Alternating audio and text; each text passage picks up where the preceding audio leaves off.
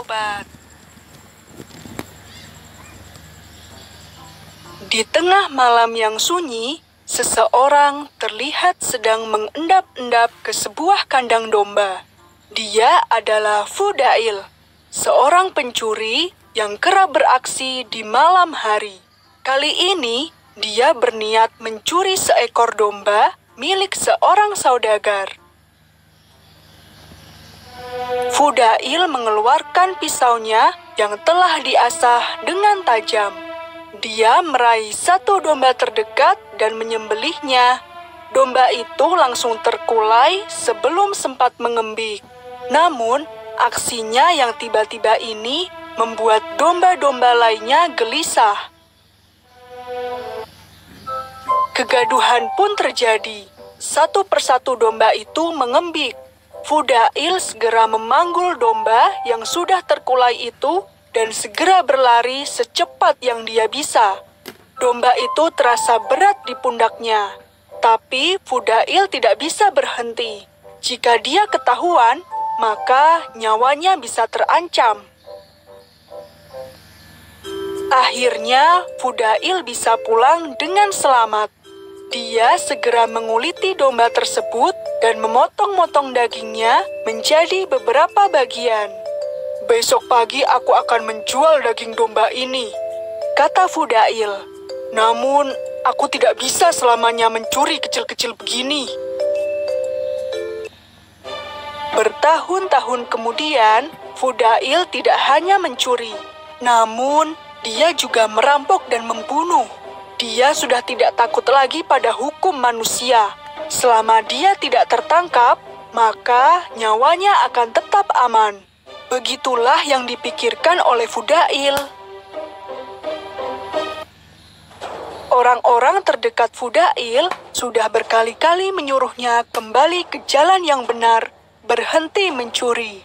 Namun, Fudail tidak pernah mau mendengarkan nasihat itu.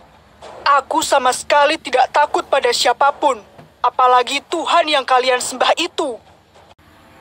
Hari berikutnya, terdengar kabar bahwa seorang saudagar kaya baru saja pindah ke kota mereka.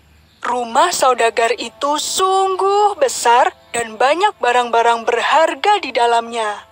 Orang bilang dia adalah pedagang perhiasan yang sangat sukses. Fudail sama sekali tidak melewatkan kesempatan emas ini. Dia pun menyusun rencana untuk merampok rumah mewah itu. Setelah semua persiapan siap, Fudail pun pergi. Dengan mudah, dia memanjat pagar tembok.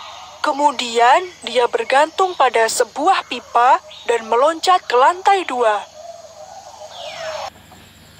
"Celaka, ada penjaga!" teriak Fudail dalam hati. Dia tidak menyangka jika beranda lantai 2 ini dijaga. Dia melihat penjaga itu mondar-mandir dan mengawasi sekeliling dengan teliti. "Tapi aku sudah terlanjur ke sini. Tidak mungkin aku mundur lagi," kata Fudail memantapkan hati. Gerakan Fudail begitu gesit dan tanpa suara. Dengan mudah, Fudail melumpuhkan penjaga itu. "Ah, sepertinya aku menusuk terlalu dalam. Apakah dia tewas?" gumam Fudail. Sebenarnya, dia sudah sering membunuh. Namun, akhir-akhir ini, dia merasa tidak tenang jika membunuh tanpa rencana seperti ini. Fudail meninggalkan penjaga itu dan berjalan menuju jendela, bermaksud untuk masuk ke dalam rumah. Namun, langkahnya terhenti ketika dia mendengar sebuah suara yang merdu. "Apa ini? Larut malam begini masih ada yang terjaga dan bernyanyi dengan sekeras itu?" umpat Fudail. Dia tidak mengira kalau rencananya akan berantakan seperti ini. Fudail terpaku. Dia mulai mengenali apa yang dinyanyikan oleh si pemilik rumah. Itu bukanlah nyanyian, melainkan bacaan Al-Quran.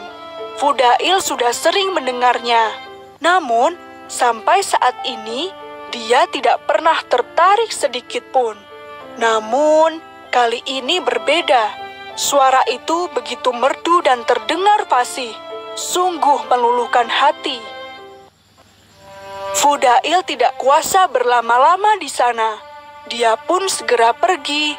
Di tengah jalan, Fudail berhenti di sebuah reruntuhan. Dia bersembunyi di sana dan mulai terisak.